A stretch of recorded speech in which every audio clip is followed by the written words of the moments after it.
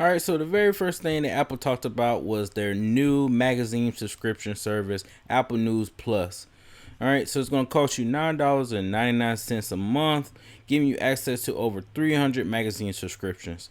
And a lot of these magazines and news companies already put a paywall that you have to pay in order to gain access to their services. So Apple, they kind of hooking you up and just giving you 300 magazines off top. So, yeah, I guess that's a good thing if you heavy into the news. It also trickles down to your family. So one subscription to the service, your family gets it too. All right, next is Apple Card. So Apple Card is a new partnership that they have with Goldman Sachs.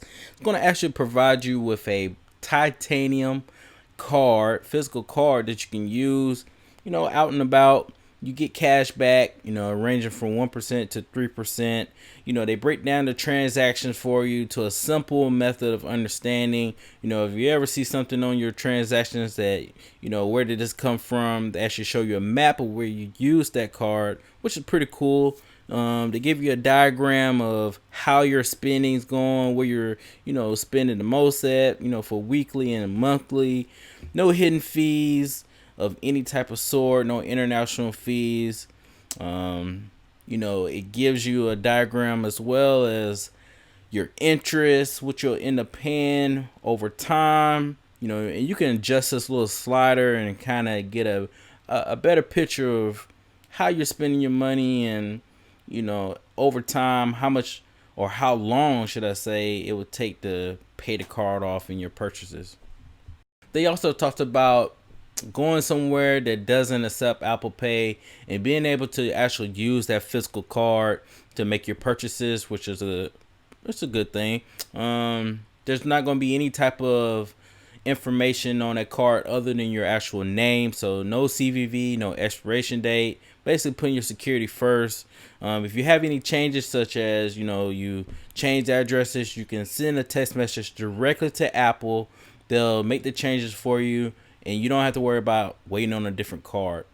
This is a partnership through Goldman Sachs. Goldman Sachs is going to be the bank behind this card, and they actually didn't put out the APR percentage.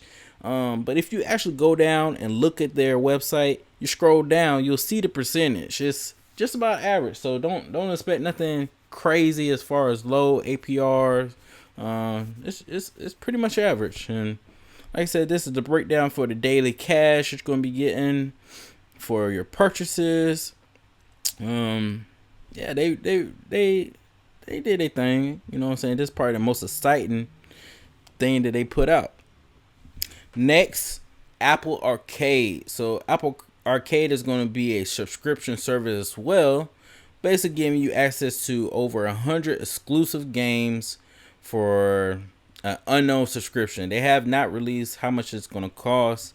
I'm expecting probably around the $12.99, maybe $14.99, and it's supposed to be coming around this fall and gives you access to playing games on all your iOS devices all in one place. You pick up in one place on your iPhone, go to your iPad, your Mac, and then go to your TV. So you also play on your Apple TV. Picked up where you left off at, and it doesn't put out any information in regards to how you play the game or what you're looking at. So they're trying to keep security in mind and no type of ads or anything like that. So I think the biggest thing is probably them feeling pressure from Google and their service. So we'll see what happens. All right, next is the Apple TV app. Essentially, if you're paying for premium channels such as HBO, Showtime, or Stars, it's taking those individual apps and putting all their shows right into one single location. All right, so what makes it even more convenient is that you don't have to have an Apple TV or iOS in order to use this Apple TV app. It's coming to Samsung, LG, Sony, and Vizio, as well as your Fire Stick and Roku. So Apple kind of lost out on the Apple TV, so they're taking their services and bringing them over to your smart devices. And you know what they say: if you can't beat them, might as well join them. Next is the Apple TV Plus. This is going to be giving you original content coming directly to Apple TV Plus by the best storytellers. You got Steven Spielberg, you got Oprah. They all gonna have some type of shows or movies that they're gonna be a part of. That's gonna be going directly to Apple TV Plus. So yeah, this is all the people that are involved. Let me know how y'all feel about all these services. Do you see yourself using them? Or do you think Apple is just trying to take your money and keep you down in the system?